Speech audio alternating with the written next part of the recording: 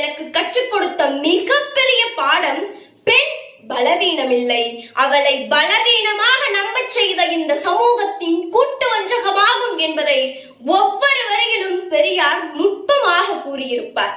பெண்களின் சுதந்திரம்தான் மனித சமத்துவத்தின் மூலக்கல்லாகும்.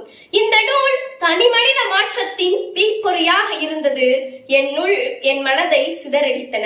நான் சிந்திக்கிறேனா, நான் சங்கிலிகளை கேள்வி கேட்கிறேனா, நான் தனி மனித மாற்றத்திற்கு தீப்பொறியாக இருக்கிறேனா? இந்த கேள்விகளை இந்த நூல் என்னுள் எழ வைத்தது. அதே சமயம் இது சமூகத்தை சிந்திக்க வைத்த ஒரு புரட்சியின் குரல்.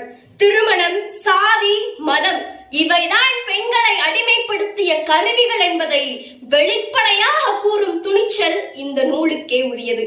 ஆனால் இன்று பெண்கள் கல்வி, அறிவியல், அரசியல் என பல துறைகளில் முன்னேறினாலும் இன்றைக்கும் கேள்வி நிற்கிறது, ஒவ்வொரு வீட்டிலும் பெண்ணின் குரல் கேட்கப்படுகிறதா? சுதந்திரம் சட்டத்தில் எழுதப்பட்டாலும் அது நம் மனதில் ஒலிக்கிறதா?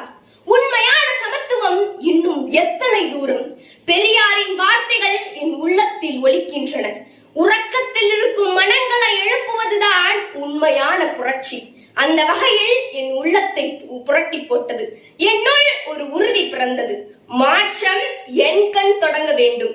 நான் பேசுகிறேன், நான் கேள்வி கேட்கிறேன், நான் சிந்திக்கிறேன். ஏனெனில் ஒவ்வொரு கேள்வியும் ஒரு அடிமை சங்கிலியை